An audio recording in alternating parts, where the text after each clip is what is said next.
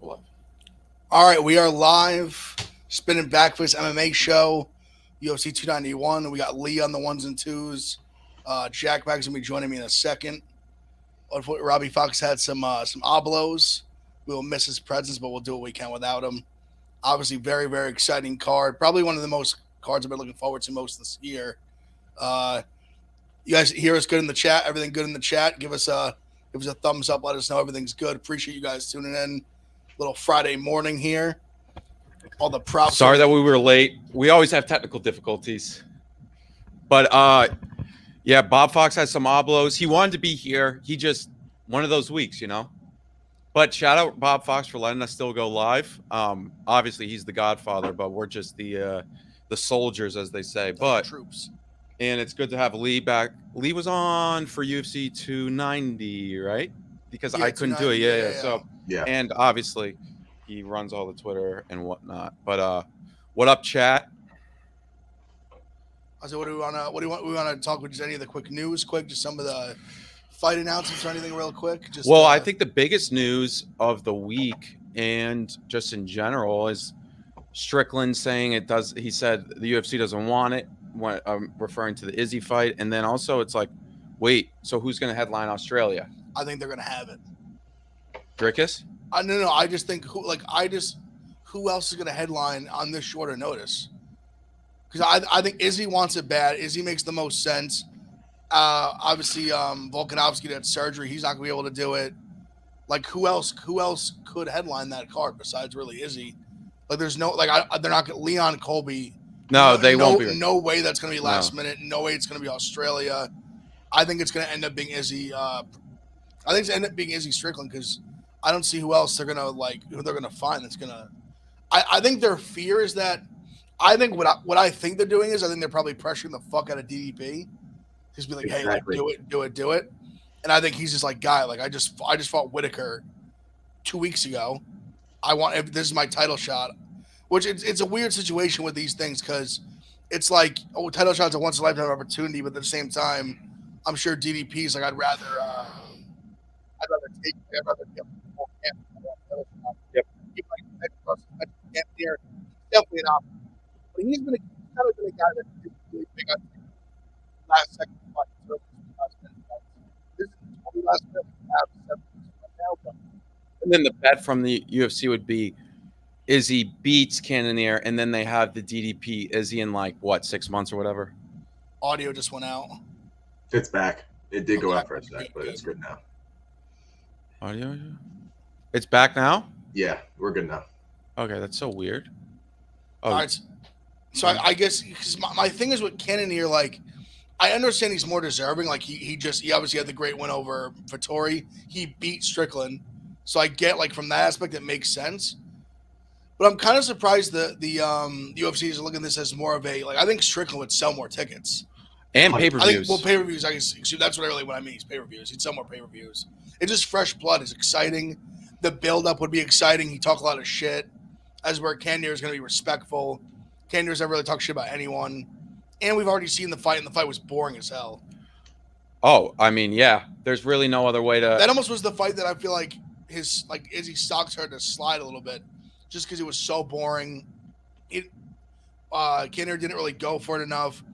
Izzy just kind of did what he needed to do. He kind of just stayed on the outside, just like picked him apart a little bit. Quilly, come on, bro.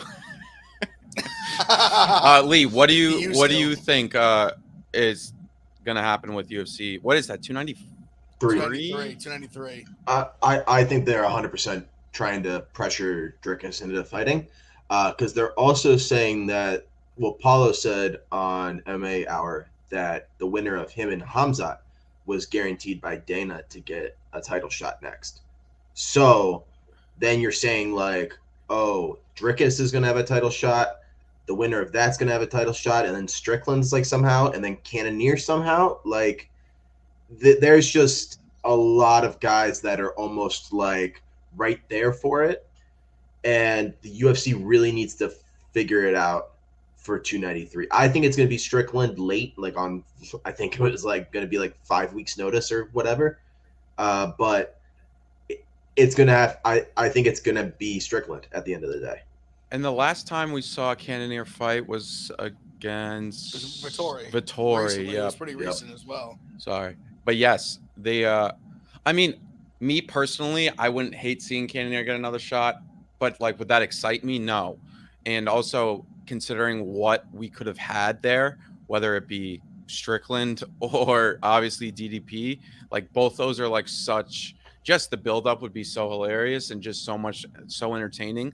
Even though I think Izzy would probably get it done versus both guys, but Cannonier, it's like I could see Cannonier like we getting like a D. I mean, I bet that price would open like Izzy minus what, 400. Yeah, probably. Like, and I think I would end up being on right, Cannonier a little bit just based off of. But that was like Izzy. What would Cannonier even do to Izzy? Like we saw what happened. Like Izzy just keeps his range, and then yeah. But and then UFC London happened. Yeah, it did happen. That's true. I try to forget about it. Yeah, we obviously like. I mean, guys, like we personally know Molly, and it's like people tweet us like, what are you gonna say? It's like it's fighting is like the hardest thing in the world, and then when you lose in front of everybody, it just stinks. And I mean, hopefully. It looks like she's going down in weight. She's moving down in weight, which I think is gonna be good for her. I know from even talking to Robbie and Blaze, who for those who know Blaze, he was a guy who used to work here, who now is Patty Molly's cameraman, kind of like in their corner. And I know he's talking about with her, like she's never really cut a lot of weight, so yeah, it's tough. I mean, I think people. I'm glad that some people, like the real people, listen. I'm not gonna sit here and claim like I'm like a jiu-jitsu expert. Like I know everything. I know some guys on Twitter kind of came to her defense a little bit.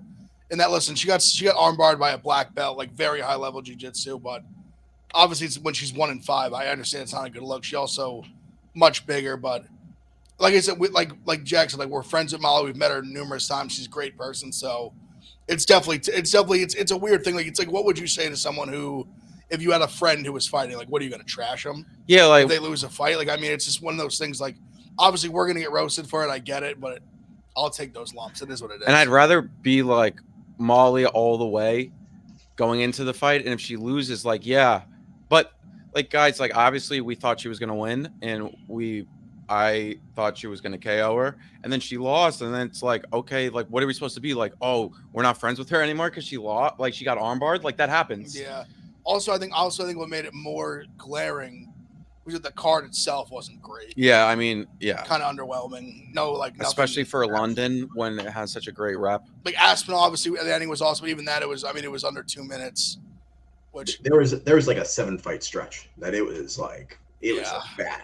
It was bad. The prelims weren't great. The Wood Feely fight was sick. There was a couple. Yeah, like I said, like that fight was good. What was the early fight that was really good too? There was a fight. There was like one really good fight. Was it the first fight? No. Yeah, it was Filo Barras, right? Filo Barras was good. That was a good fight. There was like one more. I think that was decent, but yeah, overall the card just wasn't great. I think we got bangers, a bunch of bangers in this card. You're talking about Duncanev? Yeah, Duncan's fight was pretty good. Well, actually, it was one-sided, but I'll tell you, the Oshma's was tough as hell, man.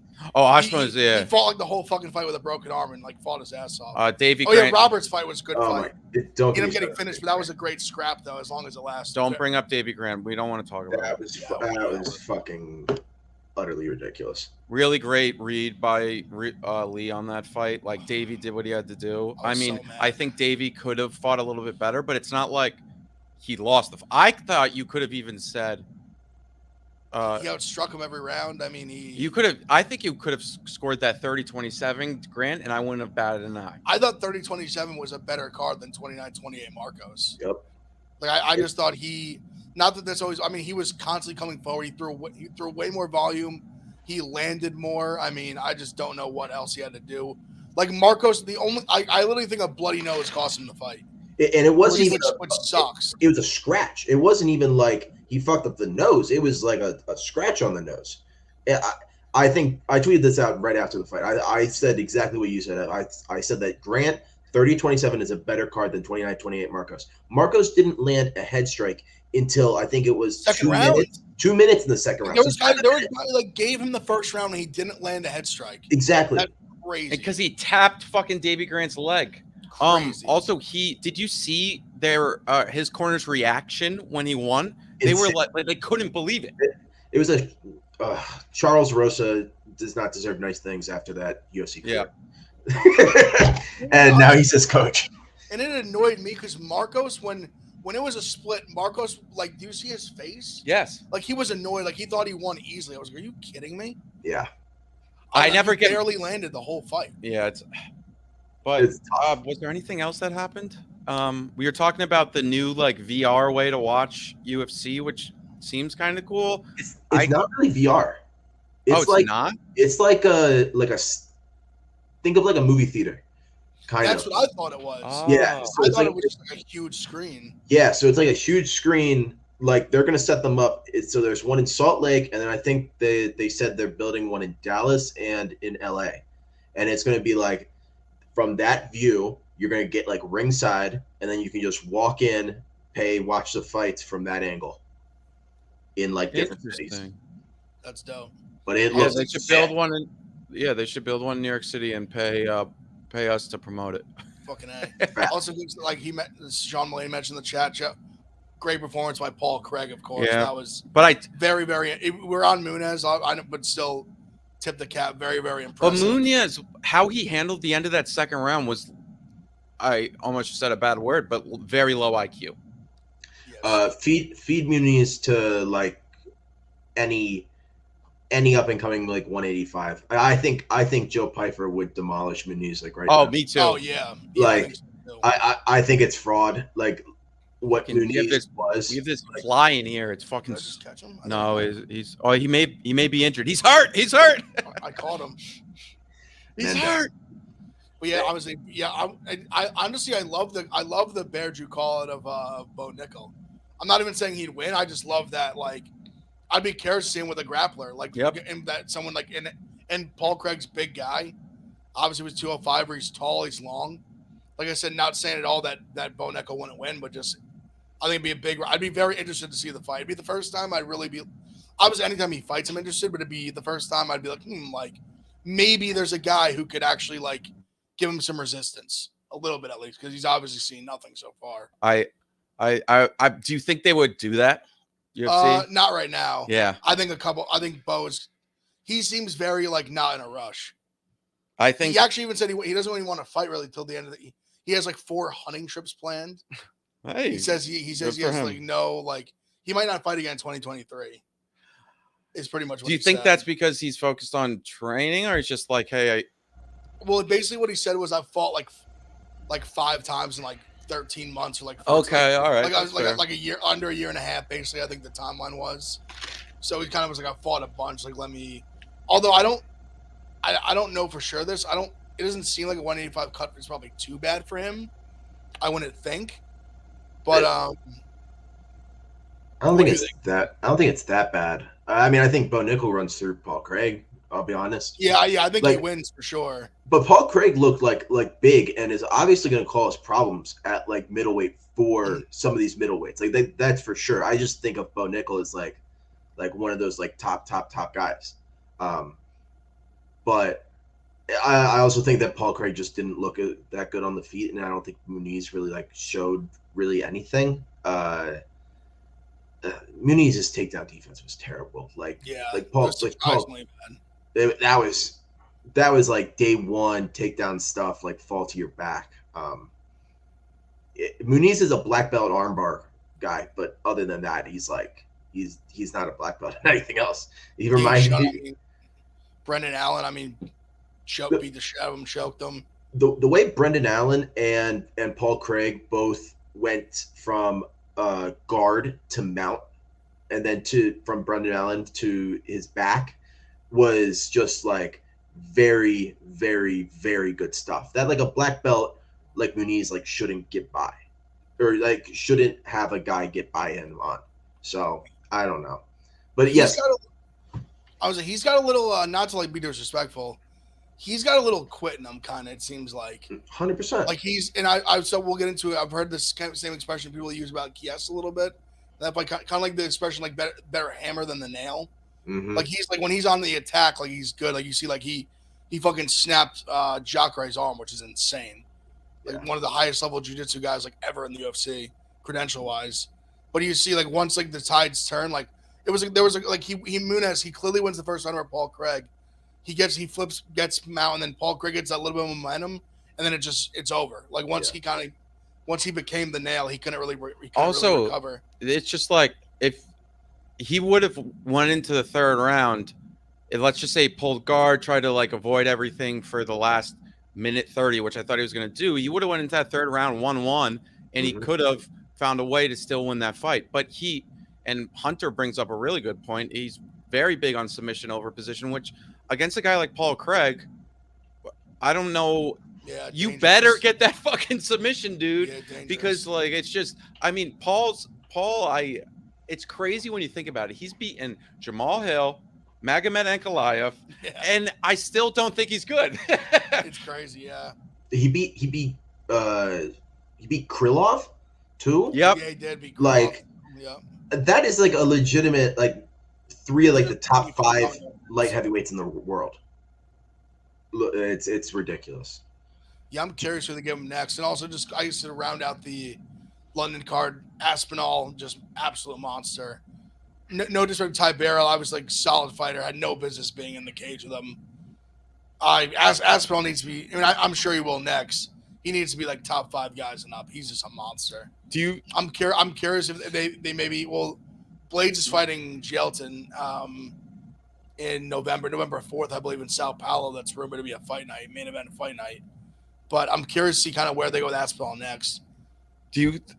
A lot of people are saying, I mean, it was more Bisping, which obviously English lineage, whatnot. But he said like the way he was talking about Aspinall against John Jones was kind of like how we were talking about Bo Nickel against Paul Craig, which I think is really disrespectful to John Jones. Oh, Bisping, you're saying? Bisping said Aspinall wouldn't hold, or John Jones wouldn't hold like a what's it called? Not a light, a candle to Tom Aspinall. I think that's an insane thing to say. I don't think you could say that about any human on planet Earth. I mean, like also, I know we haven't seen John in round 2, round 3 at heavyweight, but what he looked like, we haven't seen Aspinall either. Yeah, but what would you? Let's say they fight. Let's say John doesn't retire.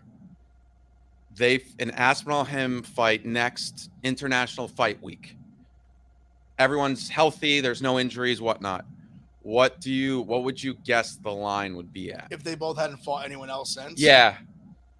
John Jones is still got to be the favorite, but I could see it being minus like 180, 75. I was going to say like 200. Okay. I was exactly saying minus 175. Yeah, and I think that's a fair line. I would be on John, I think. Yeah, I would be too. Minus 325 would be wide. That'd be big. I think Aspinall would catch love at that price. I would bet Aspinall at like any. He was plus like 250. If he was over plus 220, I think I'd bet Aspinall. What was the line that dropped? Obviously not. These are books that aren't ours, but like that dropped. What it was? Ian Gary, Jeff Neal. It opened what? Ian Gary minus 330, Jeff Neal plus 275. That's one of the craziest lines I've ever heard in my life. And it got bet down to what? Like plus 140, plus 140, minus 175, Gary. I think that's more fair. That's that's way more fair. But I'd bet Gary at that number. Yeah, I was gonna say I would too. I think even if you look at Jeff Neal, like he struggles with tall, long guys. Like even back in his regional days, like he lost to Holland. You saw the Wonder Boy fight. Which Wonder Boy's different animal, but Ian Gary is a very like talented like kickboxer, striker like that. Long guy. Wonder Boy just picked him apart for 5 rounds. So I think at that price I'd probably go Ian Gary, but I'd bet Gary to like the low 2s, to like the low 200s. All right, let's get into this card. Unless you guys have anything else, I'd say just a quick, just not get into the fights, but just the quick. That September 23rd fight night card sounds great. It's Fazee versus Gamrot. Nice. And the Ige versus Thug Nasty in the co-main event.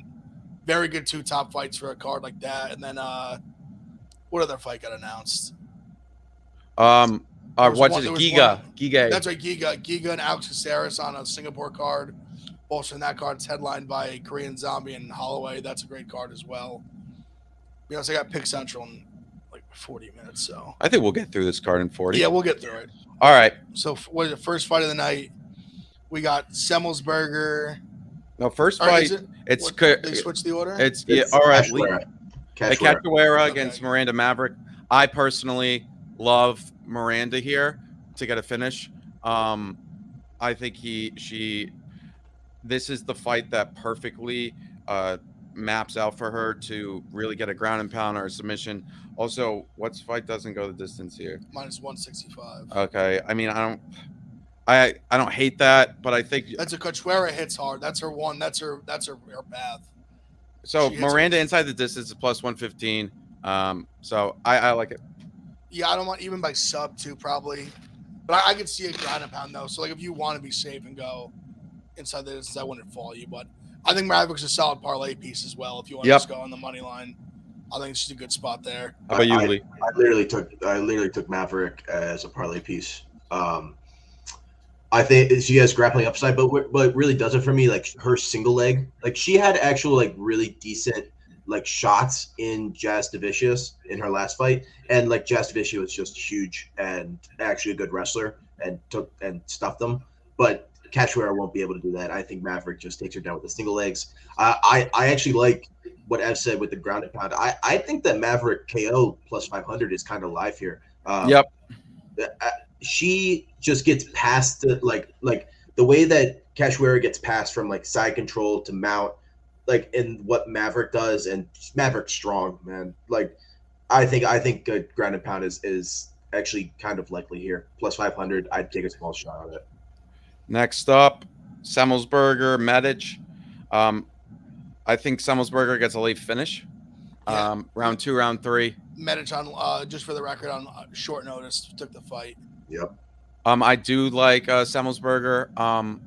I think also obviously that what I didn't account for in the last Salt Lake City card was the elevation, and it really became clear early, and I was like, oh fuck.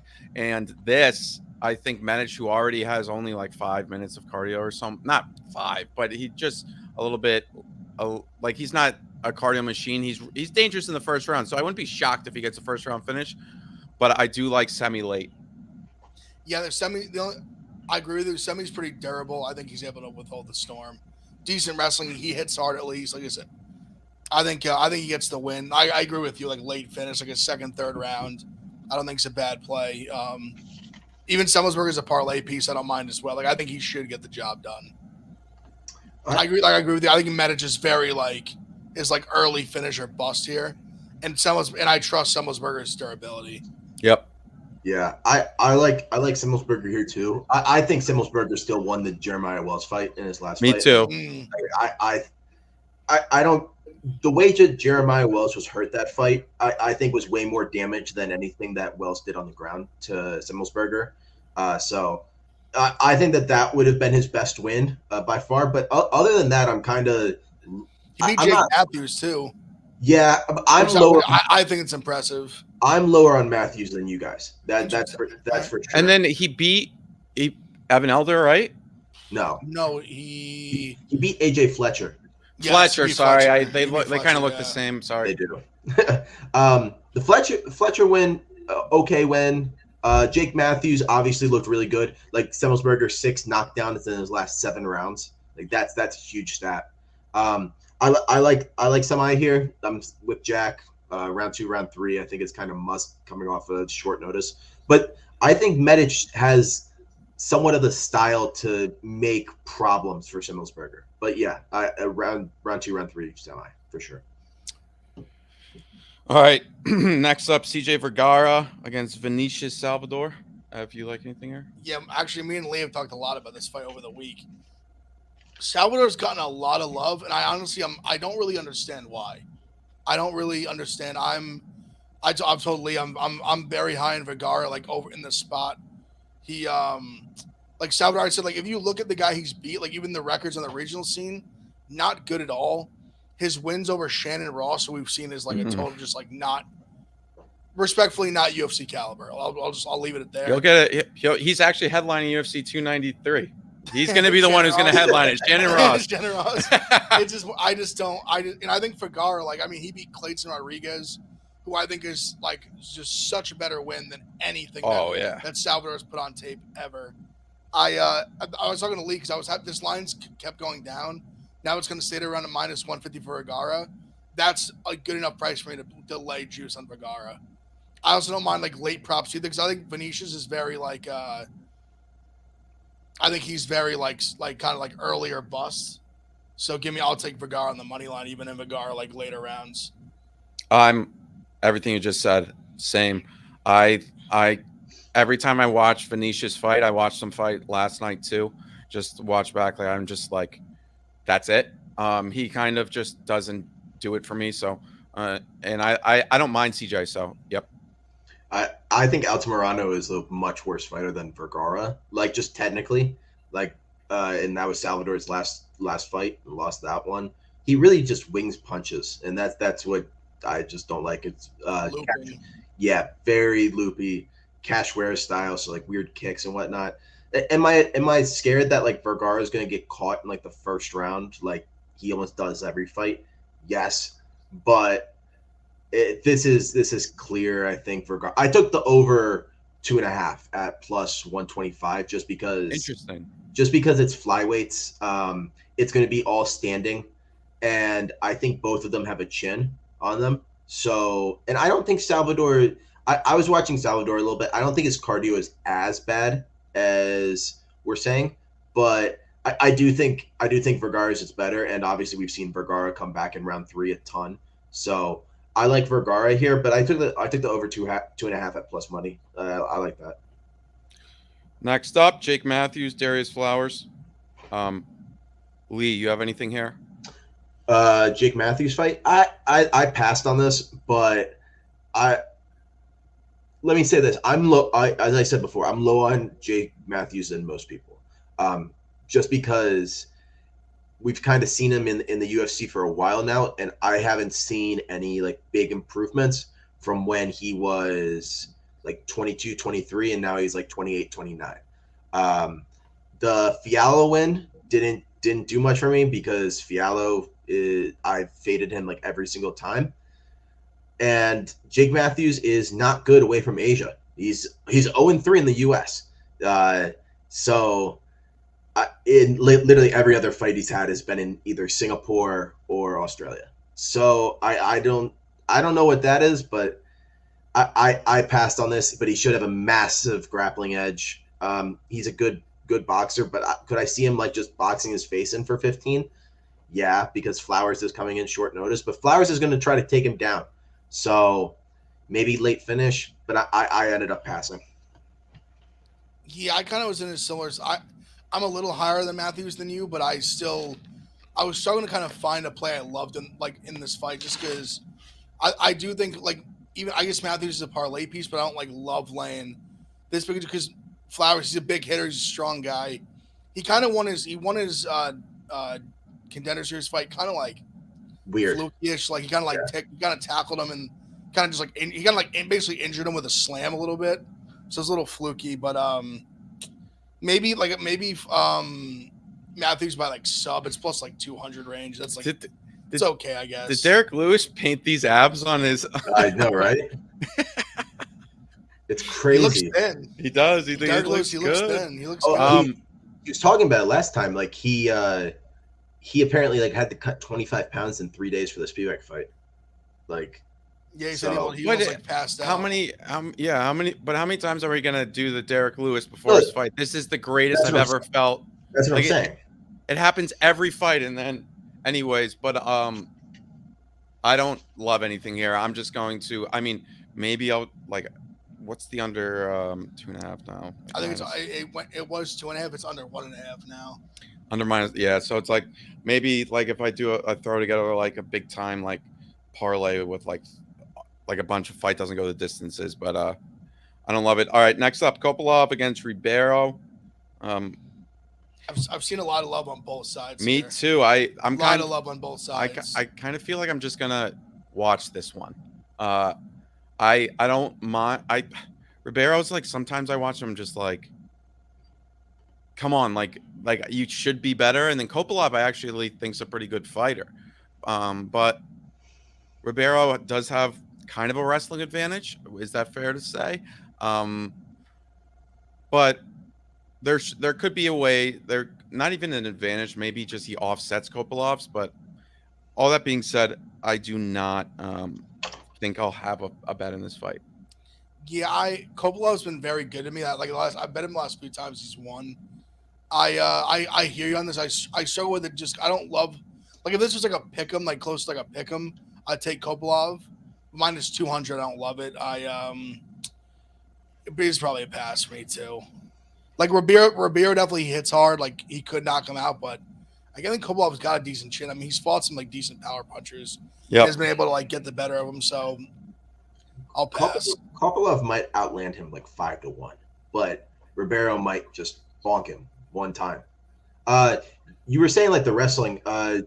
Kopilov is now training in Dagestan with the Sajulayev, the Russian guy that like faces Kyle Snyder, and all that, like the best Russian wrestler. He's training with him now in Dagestan. So and that showed in his last fight. Like Soriano couldn't get anything wrestling related against Kopilov. I like Kopilov not at this price because I don't think he reacts well to punches, and I don't trust his cardio at all. Like there's been I think 3 different instances where like his hands are on his hips, like he's just gassed, tired, and especially in altitude for this fight, I don't love it. I could see them both in the 3rd round just being gassed as fuck. I was exactly what I was thinking of, which is they're just like I can see them like a full like Paulo Costa. Yeah. They're just like both just like standing 2 feet away, like 3 feet away from each other. They're just throwing like haymakers. I was legitimately taking a look at like fight goes to distance at like plus 180 because I was like Ribeiro is like tough and Kopilov's kind of just going to jab him to death. He's not really going to power punch him. It's really just going to be a bunch of like 1-2s. Like that's how he knocked out like both of DiChirico and Puna. So if Ribeiro's like tough and they both get tired, like it could be a decision. I'd like Roman decision actually more than fight goes to distance. But yeah. All right, next up, Marcos Rogerio de Lima against Derek Lewis. This is line has skyrocketed. Yeah, I missed the boat. The biggest line movement probably of the card. I missed the boat. We got De Lima at minus 220 on the Barstool Sportsbook. He was minus 125 like a week ago. Derek Lewis plus 180 on the other side. I like De Lima's side, but I don't know if I'm paying this price. Yeah, it's gotten so far that like if you took I don't blame anyone that wants to take a shot at Lewis by KO here. Mm-hmm. Plus 240, 250. It's like the guys. If there's one thing he's got, it's the shut-off power. I mean, we've seen him do it to guys that he shouldn't have done it to. Volkov, Blades, obviously. So I mean, he definitely can do it. And let's not act like Marco he's probably a little bit like Cage younger, De Lima, but I mean they're like the same age. Like De Lima's 38. He's not like some spring chicken. He's not some young prospect. The one thing I will say, he's durable though. Yeah, he's durable, but at the same time, but you're like the shot that Derek Lewis knocks people out with, no one's eating those shots. Literally no one. Francis is dying. Anyone's dying. That uppercut he hit Blades with. Any heavyweight that's ever fought in the UFC is knocked out cold with that shot. So you can't you got to take his durability with a grain of salt a little bit. I do think it matters. He's shown the ability to not get hit, although he hasn't been fighting power punchers like Derek Lewis just to play both sides of it. But the line's gotten too big for me to lay the juice on De Lima. So if you want to take a shot at Lewis by KO, I'd say have at it. I might even sprinkle it myself. I don't hate. Somebody just mentioned it in the chat. Sean Mulaney, who I think I'm giving my chat of the week or chat member of the week to. He's been great all show. I do kind of like De Lima finding a sub late, if anything. That being said, Ev just broke it down exactly how I'm thinking of it, and the line's a little bit wide. De Lima I do like though, but you're right. The price, this is just one I wish I hopped on a little bit earlier. If you got the minus 130, 140 even, I think that would have been a good number, but 220, 210 is just a lot. Look at who, like, the difference in competition here is huge. It's absolutely. huge. And, like, I was watching back the Spivak fight. Like, Derek Lewis was, like, still getting up. Like, Sergey had to, like, take him down, like, 5-6 times in that Yep. to, like, actually, like, make a difference. I don't know. I feel like this is going to be, like, a 15-minute, like, kind of DeLima's just out in range, throwing leg kicks, and that's really it. Like, Lewis is going to come barreling forward, maybe lands one or two, but I think the DeLima leg kicks are going to be the massive issue that Lewis is going to face. I got in minus 185 in a parlay with Maverick, but I'm kind of I would hedge. I think I'm going to hedge a little bit with Lewis KO at the end of the day if Maverick wins. Next up, Gabriel Bonfim against Trevin Giles. I don't think I'm alone in saying this. I think Bonfim is going to. I wouldn't be surprised if this is just like one of those knockouts that goes everywhere on every social media. Just because I think Bonfim throws so hard. I obviously his brother lost a few weeks ago, but he lost to a very, very good fighter. Yes. But Giles just like officer. Yeah, my bad. I no respect. Officer Trevin Giles. I think he's gonna get KO'd, and I don't mind the Bonfim by KO plus 225. Obviously, the submission's a little bit better of a price. If you want to throw him in a parlay inside the distance, I think that's good. Minus 200 inside the distance. Yeah. Oh. Yeah, I think he smokes him. I probably won't even play anything, but I think Bonfim just runs through him. Bonfim's that dude. Bonfim's that dude. Like end of. I have Bonfim from parlays from last week, so I got Bonfim at like minus 260, 270, I think. He should walk through Giles. Giles' chin is just bad at this point. Giles' chin is bad, and the submission, I think he has 11 submissions and 15 wins. Like that Von Flue choke over Trey Waters in Contender Series was absolutely filthy. I think he walks through Giles here. It's a fight. I agree. We don't have to spend too much time on that. I think we're all on the same page. Then we get into the main card. This is a fight that I was talking with Ev about yesterday. We spent about 5 to 10 minutes, and I think I'm going to let him kick it off. Kevin Holland, Michael Chiesa starting off the main card. And Kevin Holland minus 150, Michael Chiesa on the return at plus 125. Ev, take it away. I really like Kevin Holland. I like Kevin Holland a lot in this spot. I just think, listen, like we know Chiesa hasn't fought in a long time. He's got the back problem. His path to victory here is, I think, pretty, you know what it is. I mean, it's basically like just chain wrestling, just like basically just laying and praying, essentially.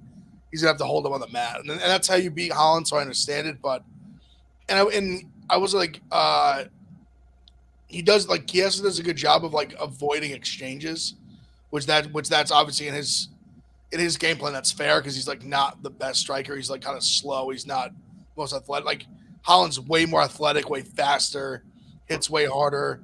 I think he has more paths to victory here. I think I'm gonna be playing Holland a few ways. I'm gonna play him money line. I'm gonna play him inside this. Since I with the inside this with a little juicier, it's plus I think it's like plus 100 basically. But I do think he gets a finish.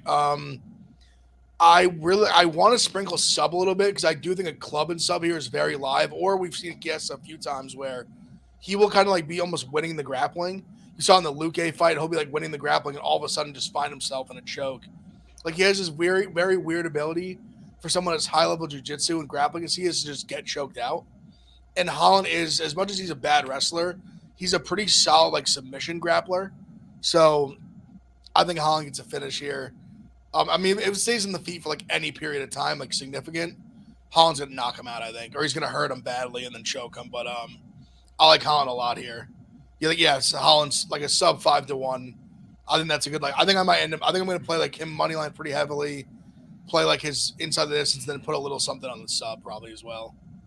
But I like Holland a lot. No, retweet everything that I've said. I'm just not a fan of Chiesa. Every time I watch him fight, I don't mind him as a just like I like him on commentary, and like I think he's a pretty good UFC fighter for the most part. He's been around for a while, but in this fight, in his recent fights, he's just left a lot to be desired. I think he's kind of on his path to media more so than fighting. And I think Kevin Holland is the guy who's going to go in there and just do what he does best. Ev, do you think Chiesa's washed?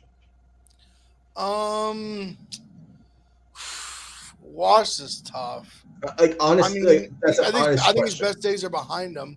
Okay, So sort of. So he's on the downturn. That's kind of a nice way of saying it. I also just think like he's been so inactive. His back's a problem. Holland's like one of the most active fighters in the sport.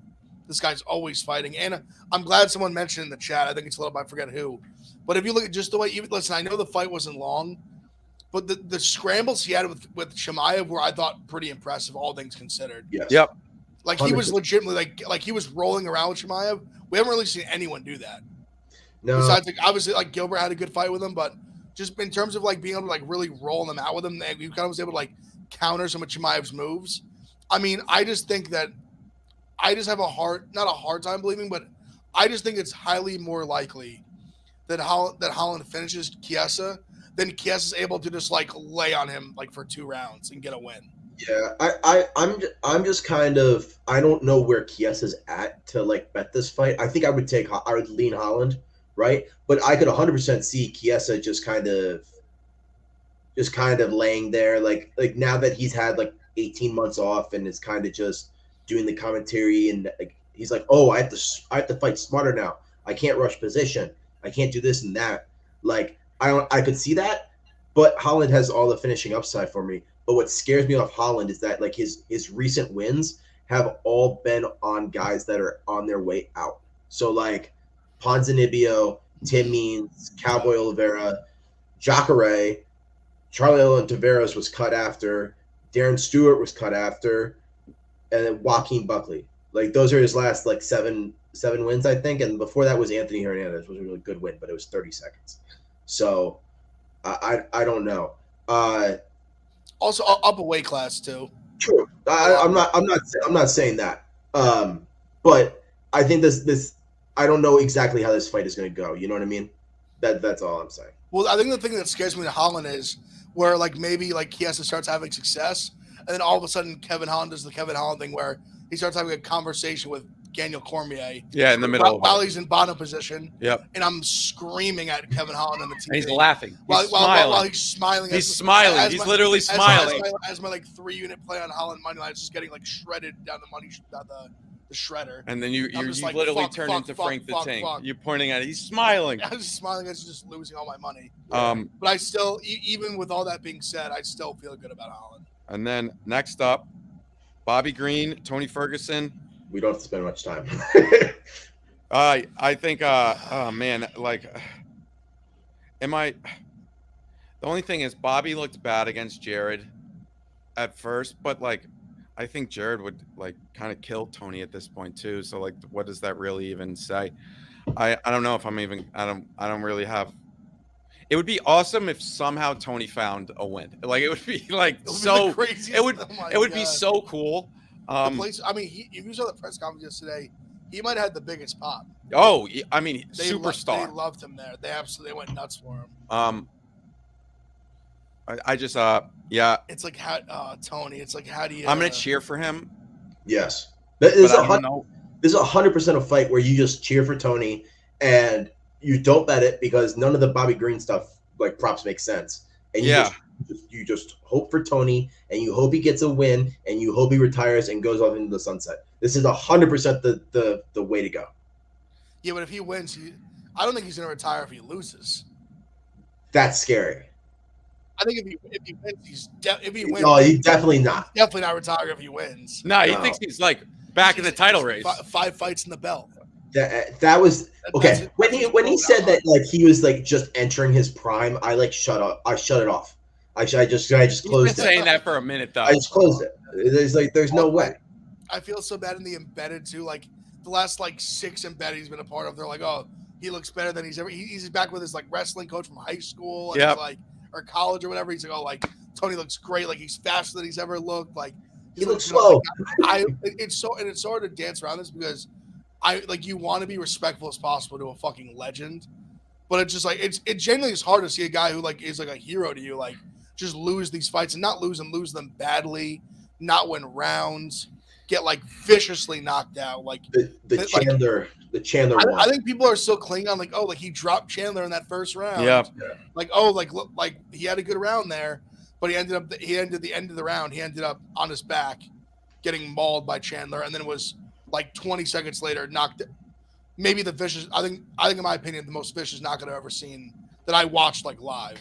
Yeah. I mean, that front kick was he punted his face through the moon. And then like I think someone said it before in the chat. I mean, Nate Diaz, who I don't even know if he took that fight seriously, was outlanding the shit out of him. Finished him. I mean, he hasn't finished somebody since McGregor in 2015 or 16, whatever that was.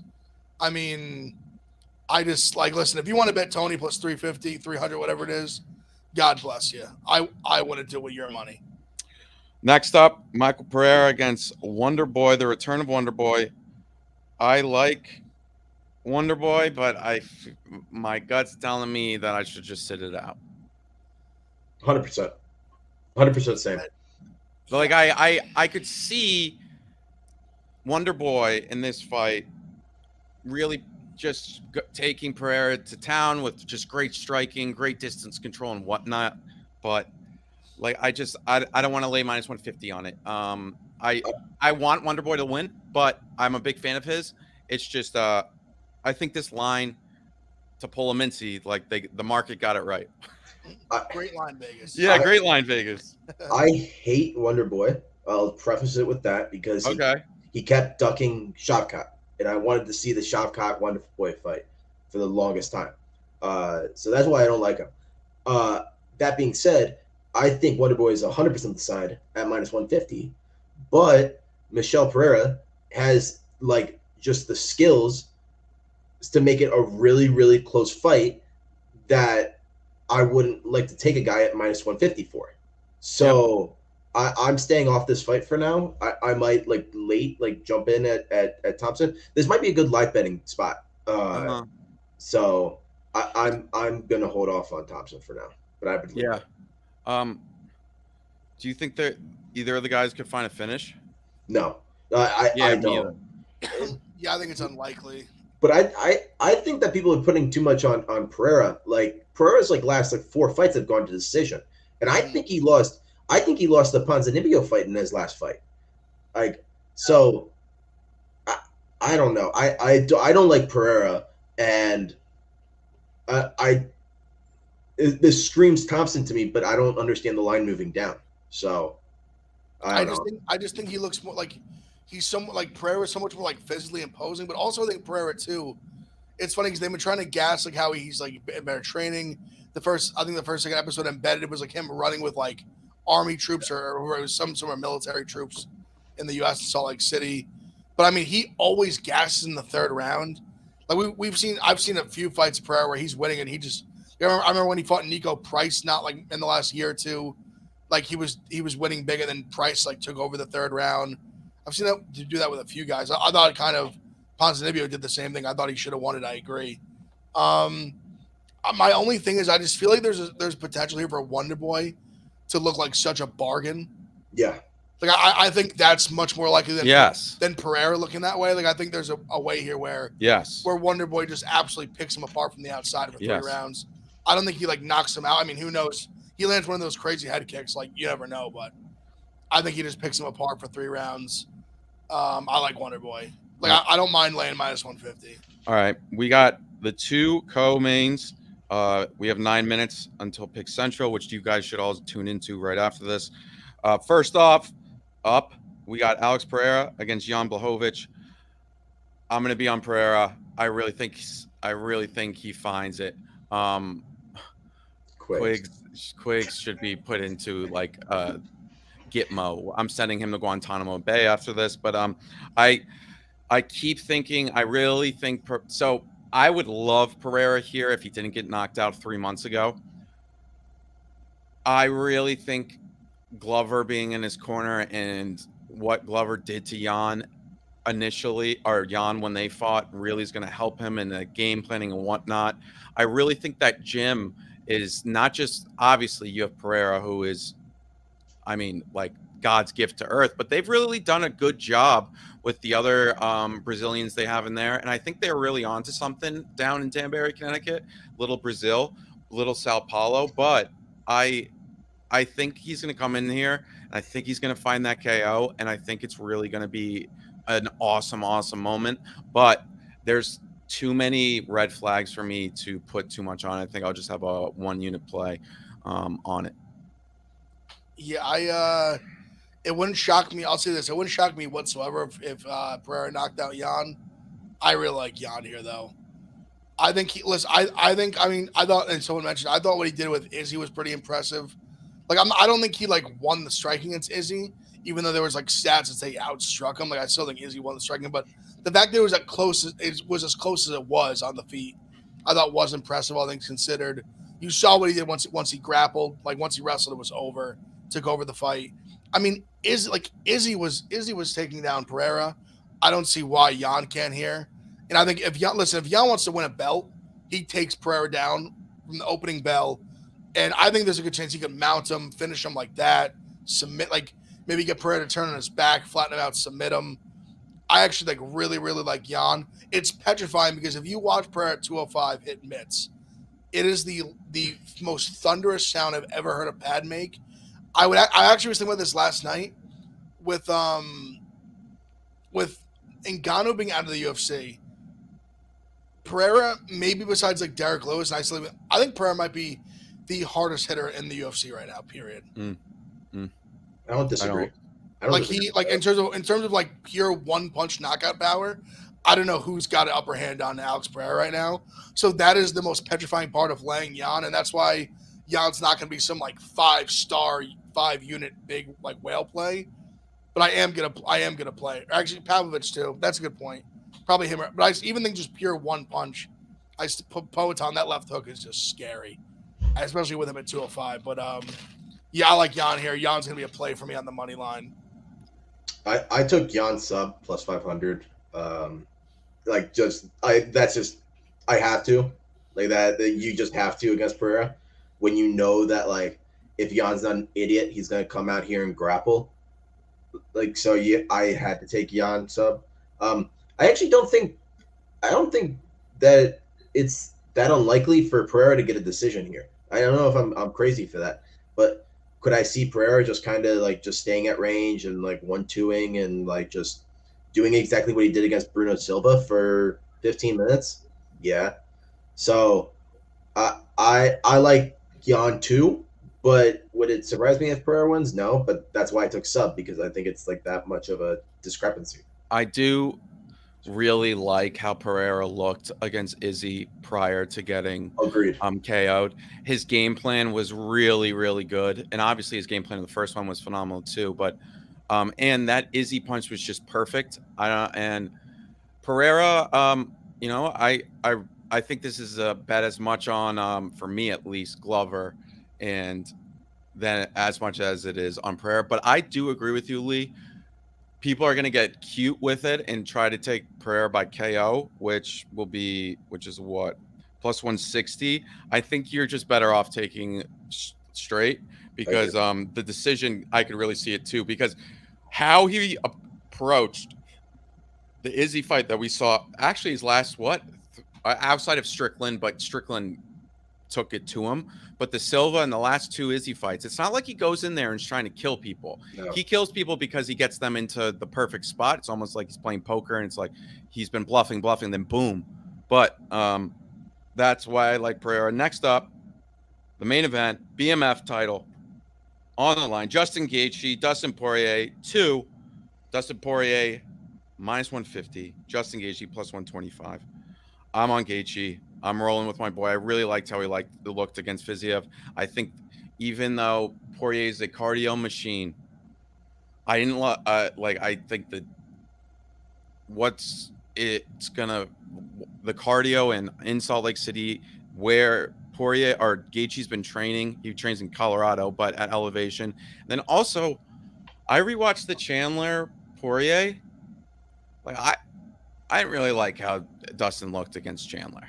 Obviously he got the finish, but yeah, I really like Gaethje here, and plus 125. I'm not going to shy away from it. Yeah, I don't know if I'm going to end up taking a side. I probably would lean. I just think it's such a 50-50 fight. I'll lean Gaethje just like purely based on that he's the dog. To be honest, if I was like, if this was straight, like there was no odds, and you should pick a winner, I'd take Poirier. So I'll give that just for the people. That's my brain thinks. But the play I like on the card is the over 2.5 rounds. I think this is a war. Yeah. If this ends up being the sucker play and someone gets finished before it, I'm wrong, and I'll eat that. But I just really, really think that this fight goes deep. I think they're going to be both. I think, listen, it's still going to be extremely violent, but I think it's going to be more measured. Like, I think Gaethje's a much more measured guy than he was when they fought 4 or 5 years ago, whatever it was. I do think the cardio matters, but and the elevation matters, but I don't know, man. Like, I just think Gaethje's a dog, but I think Poirier is such a dog. They're both dogs, but I don't know. There's something about Gaethje, man. I just feel like when he gets in these fights, like he's just so equipped for these battles. And I feel like when he puts himself in these wars, he comes out on top a lot. Like when he gets in like a war, like I think even we've seen other like Charles hurt Gaethje. We've seen like guys hurt Gaethje on the feet more. Not that, listen, Chandler hurt both of them in the feet. He had Poirier hurt in the feet early, but then you saw the way Poirier ended that first round when he fucking all of a sudden he gets off the cage and tucks those shorts. You're in trouble. When he pulls those shorts up on the when he comes forward, that he's like, all right, like now it's time to scrap. So I guess for picking the winner, I'm gonna pick Poirier, but my favorite bet in it is over 2.5 rounds. That's what I'm taking for the fight. Yep, I took the same F. My over 2.5 minus 130 for 2 units to win. I might add more. I want to see where that price is now, but I might add more to that. I think both guys' durability is off the charts. Yep. More than anything is that their durability is that good. I think that Fiziev beat Gaethje last fight, but that's not me. I still want to bet Gaethje here. You know what I mean? It's not throwing me off like wanting to not bet him here because of that fight. Like Fiziev is so much more technical than anything that Dustin is. So it's a much different fight to me. I think that Gaethje is going to come out smarter here. I think he's going to throw a lot more leg kicks, even though like against Poirier in the first fight, he really racked them up. I think he's going to even throw more. I think that Gaethje has a decent advantage here, and I think that people are just playing Poirier because of the first fight. And I said the same thing with Jack, that I didn't like how Poirier looked against Chandler, and I don't rate Chandler that high out of fighters right now. So I have a problem picking Poirier. I really do. I think I'm gonna bet Gaethje at this price probably by fight time. Plus 125, yep. or the late props. I'd take either of those. I like them. Yeah, I agree. All right, we just got to get out of here. Lee, thank you so much. That was great. Thank you to everyone in the chat.